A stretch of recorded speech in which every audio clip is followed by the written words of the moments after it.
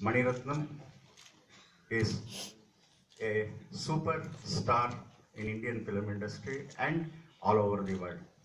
And he is a megastar also. When I requested him, you have to come for a moderate session, he immediately agreed and told Suhasini, when Babu was calling, we have to go. I thank you for that money, because he doesn't go much outside. So we are all proud.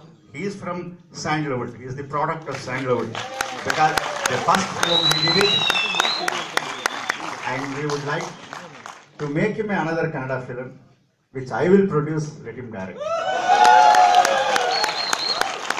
And thank you. I don't want to talk more. And now it will start. Thank you very much. Thank you, Mani, once again.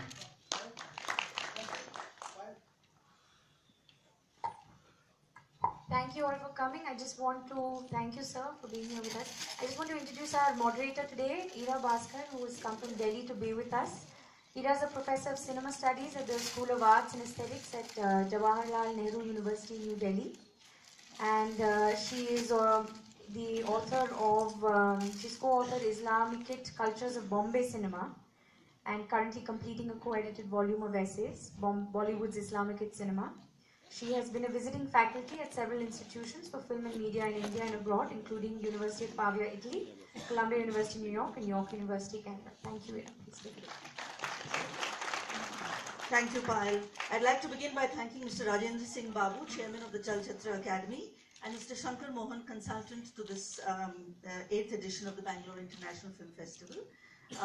It's a great honor and privilege to be here with Mr. Maniratnam, one of the most significant Indian filmmakers of today, and one whose cinema has been seen, acknowledged, and awarded globally.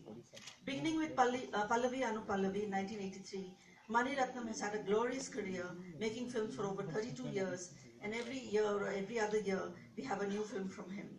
Maniratnam transformed Indian cinema in the early 90s and continues to give us films that are beautifully made, are responsive to our contemporary world, and speak to all generations. He has made films of different genres and has worked with leading artists of cinema, cinematographers, musicians, art and production designers, editors and sound designers, and of course performers, all highly talented creative artists in their own right. He has received several honors, national and international awards, including the Padma Shri in 2002, and the awards are actually too many to all be recounted here. Suffice it to say that we have with us a figure who has global renown and has made India proud. I'm delighted to be here with you, Mani sir, as you're well known. Please join me in welcoming a stalwart and giant of Indian cinema,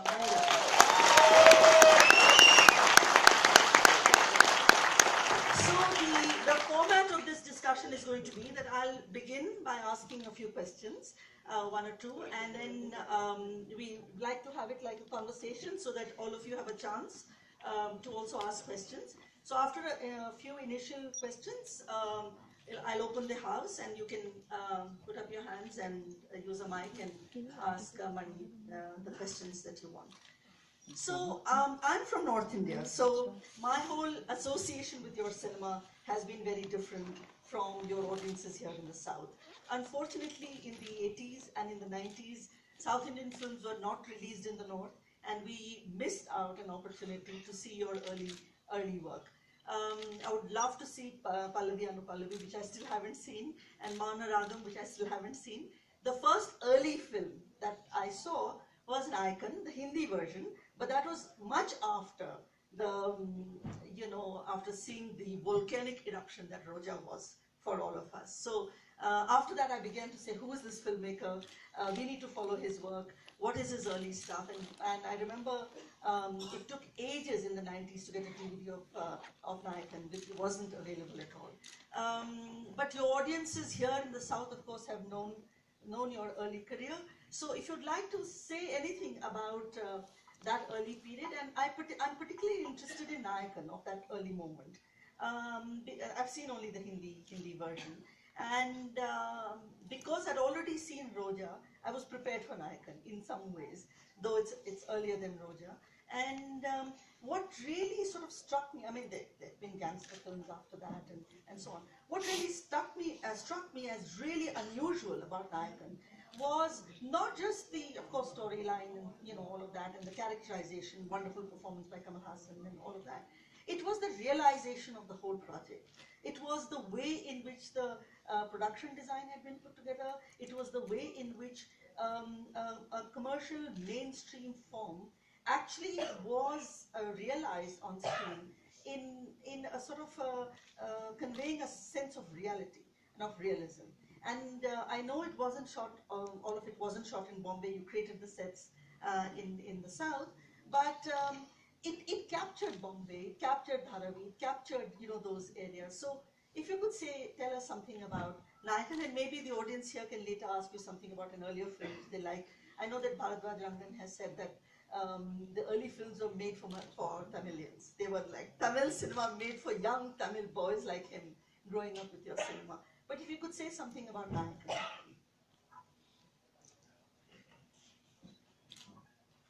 First.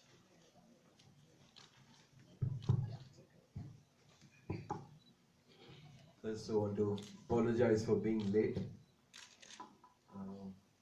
Landed from the flight, was a bit hungry, so the driver asked me to eat at Adyar Anand Bhavan. I said, I've come to Karnataka, I'm not going to eat in the Tamil Nadu restaurant. So he took me to Janardhan and he said that you should go inside and have the butter dosa. I didn't know what I was getting into because there was more butter than the dosa in it. So it'll take me a little time to digest it and come up with answers. I think some films just happens. Nayakan is one such film which happened. I think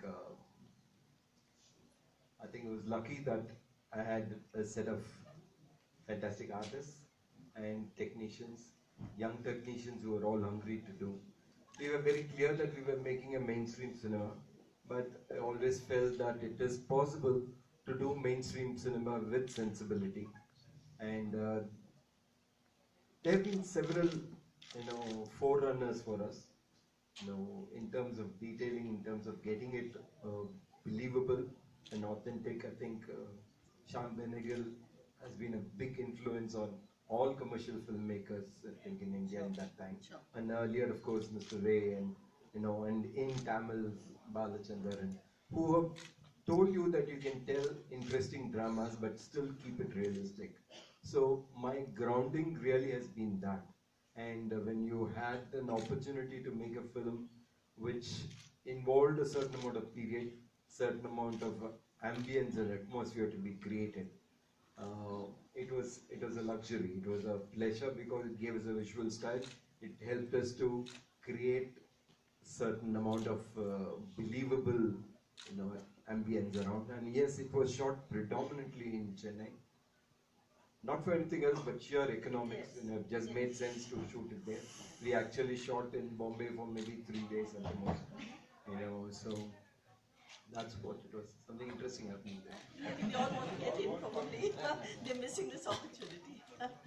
Okay. Roja. That's our introduction in the north. When I say our, I mean in the north. I remember somebody coming from the south, from Chennai, Madras it was called those days, and saying, have you seen Roja? And I said, what is Roja? I mean, we have no idea what is Roja, right? And at that time, it was like, how are we going to be able to see this film? How are we going to be able to see this film? Because it wasn't released, in the north. And of course, there was the dubbed version and all of that. And I remember watching it at a film festival. Actually, it wasn't released in the screens. Watching it at a film festival, walking out quite stunned that something like this has come out, saying, my God, look at the South Indian filmmakers. They're way beyond North, way beyond Bombay filmmakers. Look at this. And there are, of course, here is this beautiful, this appeals to the audience, yeah. That's right. She'll say a different thing there. No, that's not true. No, Maniratnam is Maniratnam. He is a South Indian filmmaker. I won't say anything different. And it was interesting because there are film students and then there are critics and all of them, and everybody was talking about Roja. And interestingly, of course, there's the Kashmir issue and so on. But the comments that I was getting before I saw the film was technology. It was actually about, have you seen the camera work? Have you seen, do you know, I mean, the Steadicam. What is the Steadicam? I mean, the chase sequences. You know, so these were the issues that, I'm going to talk about the political as well. But I do want to actually pose the question to you about the Steadicam. And because, you know, those, I remember that particular sequence when they're chasing him, you know, in that little lane across in Kashmir. And I don't know whether you shot in Kashmir or not, but but you know, the fictional Kashmir, and it was amazing actually. So I would like to talk to you a little bit about the kind of technology, because I know from your work and from the films that you've been making that you're very I mean, there is the narrative, of course, but this is cinema. So actually the storyline, which is of course has to be very important, has to be realized on screen. And I think that is a talent, that the way you conceive it, the way you get your collaborators to realize it on screen, that is actually phenomenal. So before I speak a little bit about, you know, the Kashmir issue and so on, which of course is very, very important, I thought, you know, I'd pose a question to you about the way in which, and the kind of, because the technology, limited budgets, whatever, but it didn't look like a low budget film at all, you know. So if you could address some of that. It was a extremely low budget film. Yes. We could afford, when we made that film, I was doing the film for a senior director called Ms. Balchandra, Yes, K. Balchandra, yes. and he was the reason why I'm in cinema. I mean, I've grown up watching his films. So when he asked me to do a film for his company, this is the film we did. Yes. And we were trying to do it in as minimal a cost as possible. We were not too sure whether, you know, a subject based in Srinagar on an issue would be relevant and would be identified in Kanyakumari. But anyway, we thought the emotional truth was there and that could hold. But we just wanted to be careful and we produced it. I think everybody worked at half rates and, you know, we shot it very quickly and things like that. So it was a short, small budget film, and we didn't go to Kashmir. We were not allowed to go to Kashmir. And I thought, it's like, this is 91, 92, so. We shot mostly at Manali, is what That's we what I thought, simulated. And regarding the technology, Steadicam had been around in South maybe 6-7 years before that, and it's been used very extensively. I think the best use has been by Ram Gopal Verma from his first film. Yes. So I had not touched it till, you know, for the sake of using it, till I had a story to tell with it. Sure. You know, and so in this film, when we had a sequence where he was held captive, and we were trying to discover that it is deep inside a small town. Yeah. That's when when it was written, it was conceived like that. So we had to find a location that way, and it was just right for a Steadicam kind of shot. But honestly, beyond that, I don't think, you know, technique is, you know, is like language. I think it is what you're familiar with.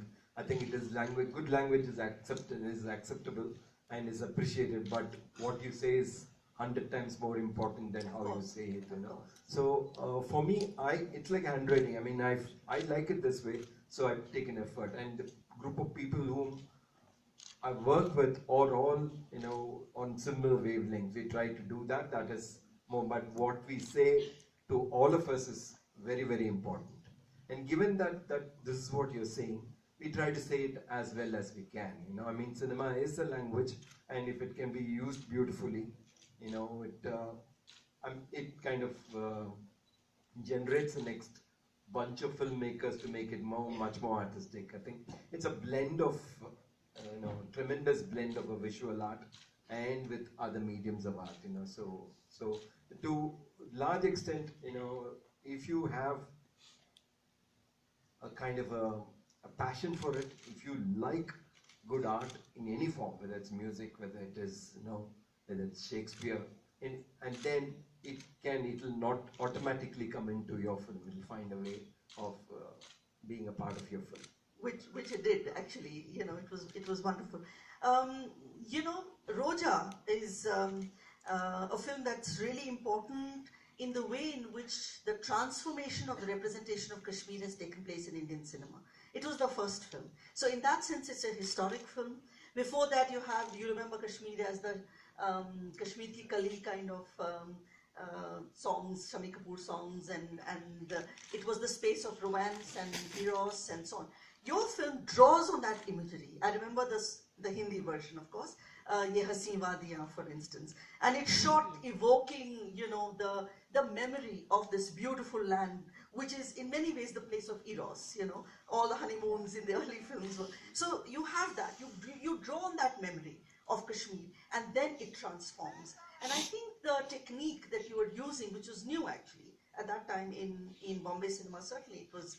Bombay cinema hadn't done that kind of work before, and Ram Gopal Varma's early stuff, you know, I don't know, but everybody in the north noticed that, and noticed that transformation that was taking place with the representation of Kashmir. So that because of that kind of imagination that you brought about and the way you shot it, it became a land of danger. And you have a kind of mobile space that is dangerous now. And I think, I know that there's been a lot of controversy. I don't want to go into, you know, those kind of critical, you know, debates. I liked Roja's strong emotional content. And what I noticed about it, because it was the first film of yours that I was seeing, and I want to connect it to something else that I'm going to ask, is your ability, and this is something I've noticed in film after film, your ability to move and alternate between a very close, intimate, private world. So you evoke intimacy between two people, you know, with equal depth and power as you do a kind of a large landscape. Now that large landscape can be a political landscape, as in the case of this, or it can actually even be an elemental, which for instance in Kanatil, the title song of Kanatil, which I absolutely adore, you know. And I think that movement, even in, you know, this is of course a master class, but we don't have that kind of time, but if with my students I often do that, you know, the close analysis of the short sequences, and the title song, for instance, the close-up of the mother and daughter, the kiss, and then the next shot is this wide open space, and the lyrics and the sound, so you know, it comes together very clearly, and so I think Roja actually did that. It redefined not just Tamil cinema, it redefined Indian cinema from then on to now. And I think you have been really crucial in that kind of moment. So in that sense, I think Roja, I don't agree with all the critical, you know, critiques of Roja about it being nationalistic and so on. That was the mood of the times. That was the mood, and if you look at Kashmiri Pandits today, for them, this film speaks very closely to them. I want, if I have your permission, I want to narrate, I want to move to Bombay.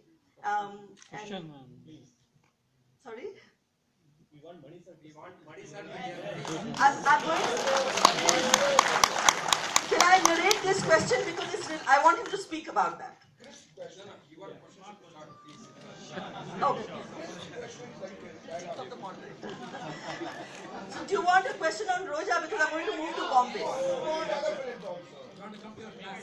Okay. Okay. I want to talk about Bombay, and just very quickly, sorry about that. Very quickly, I was teaching a class on melodrama at New York University.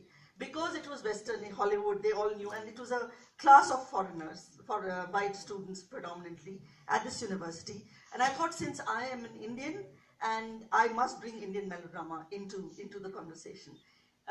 This is 97, and there were no DVDs, there was a VHS copy, no subtitles. So I thought I should use a song, which is the characteristic of Indian cinema, the unique characteristic. And I showed them a clip of Tu Hi Re with no subtitles. And I asked my class, tell me, what do you think is going on here? And I was absolutely stunned. They didn't understand the words. They couldn't read the cues. They couldn't understand that she's in a garara, so, you know, she is Muslim. They didn't see the burqa reference in the beginning. And so but on their own, they said, the one question they said is, they said, my God, this is really powerful. what is going on here? What is keeping these two lovers apart? Something is keeping these two lovers apart. So I asked them, why do you say that? And they said, look at the camera work. Look at the music. Look at the way the music is fitting. So it's the language of cinema that will communicate.